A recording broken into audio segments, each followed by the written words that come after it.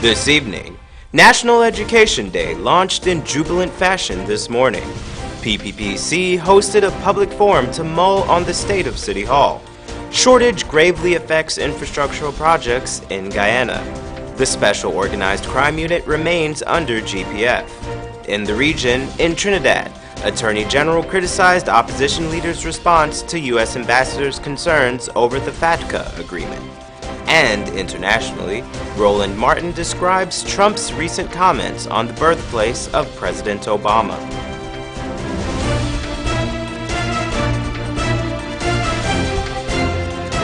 From Safetv headquarters in South Rival Gardens, this is Safetv Headline News with George Gonzalez.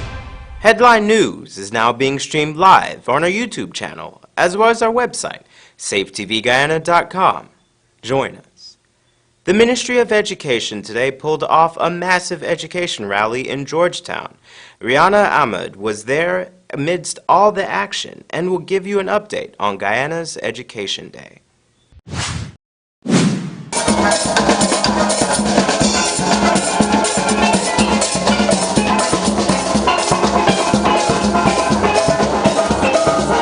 It was a Mashramani-like event. Young revelers passionate about the cause for academic development marched from Stabrook Square all the way into Durban Jubilee Park this morning. Fluctuations in the weather pattern did not deter anyone. It was an energetic event to mark what is soon to be referred to as National Education Day. From 2017, the second Friday of September will be declared Education Day in honor of you, the students of Guyana. So this is your first Education Day, the second Friday in September. President David Granger told hundreds of students, teachers, and education officials that education has to be taken quite seriously because Ghana is in competition against ignorance. He stressed on the important role that parents must play in the education of their children. Education is not just going to school for 3 or 5 years. Education is not just having a good teacher. Education is what takes place from the time you are born, from your mother, from your father, from your sisters and brothers, from what you see in the village and the community. That is what education is all about. The head of state, quoting the famous words of American leader Brigham Young, even delved into the power of women and their role in educating and keeping society morally intact. And the saying goes like this: if you educate a man, you educate an individual. But if you educate a woman, you educate a nation.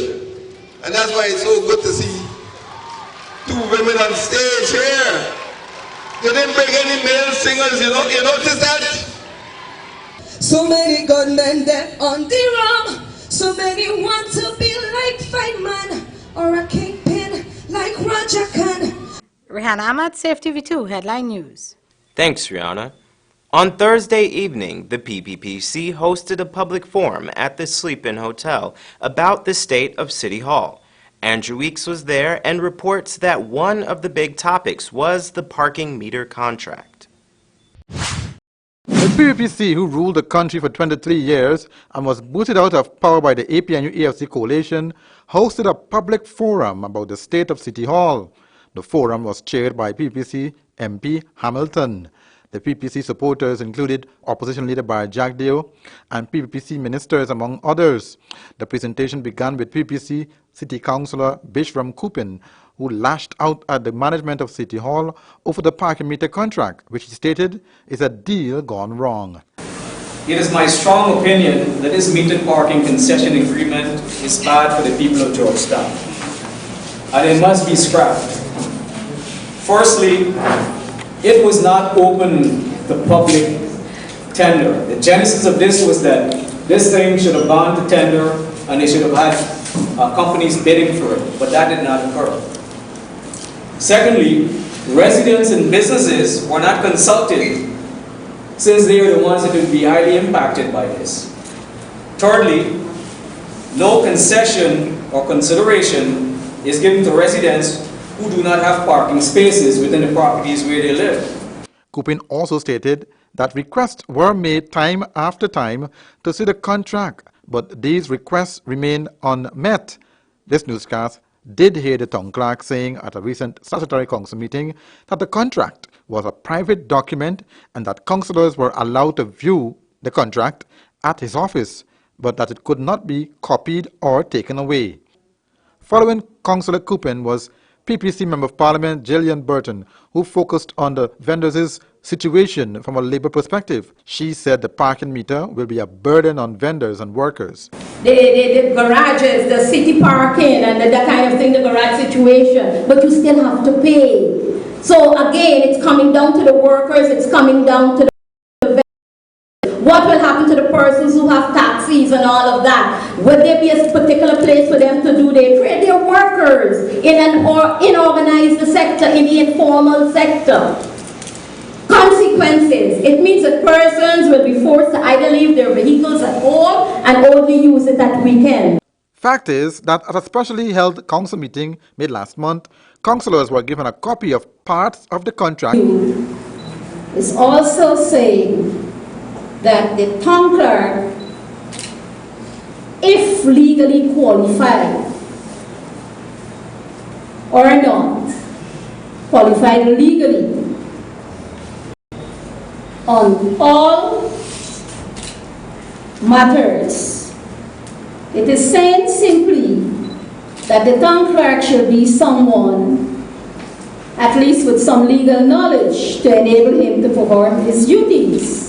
Former local government minister Gango Posadu resigned from office in 2014 because of personal reasons, said that City Hall is being run by a set of parasitic people.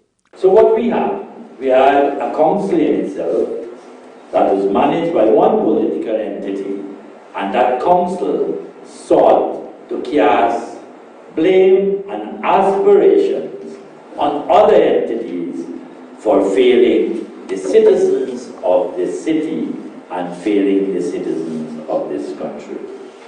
City Hall and vendors hosted many meetings and agreed that vendors will keep their surrounding clean, not impede on walkways and business entrances, block drains or sell expired goods to customers, etc. In our next report, we will tell you what the listeners, those who attended the public forum, believe, as well as the role the PPPC played in the development of the city during the 23 years in office.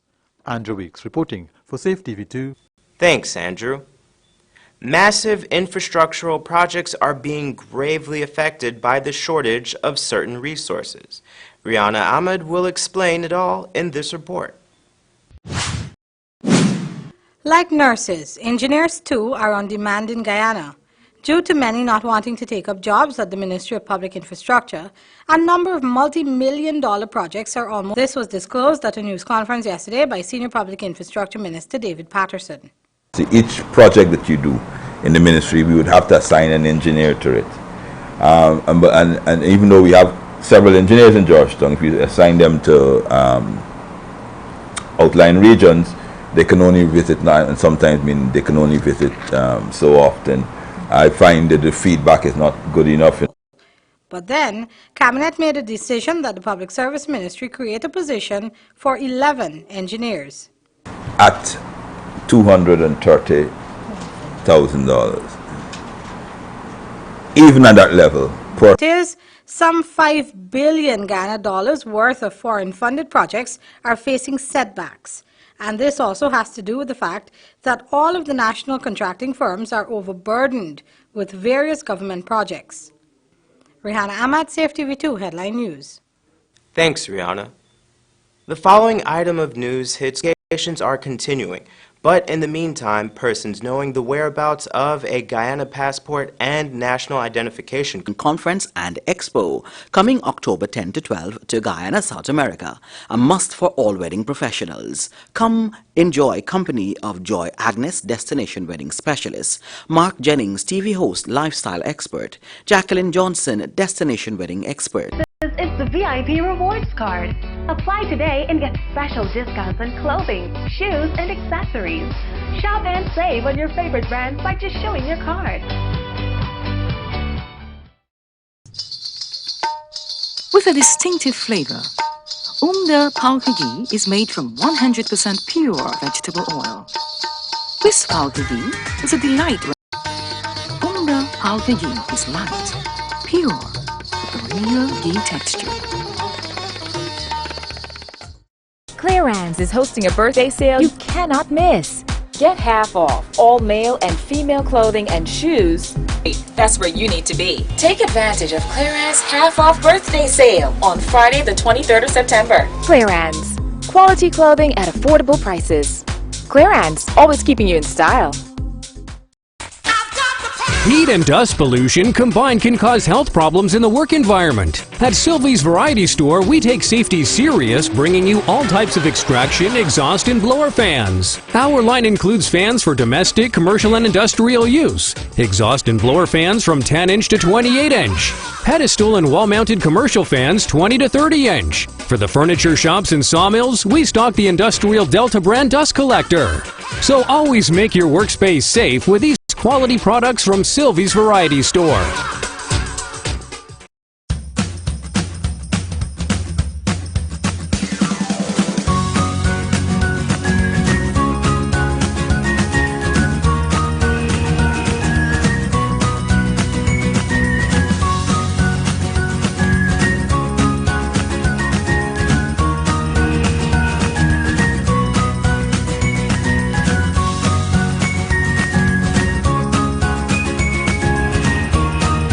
Fly always. Always something new.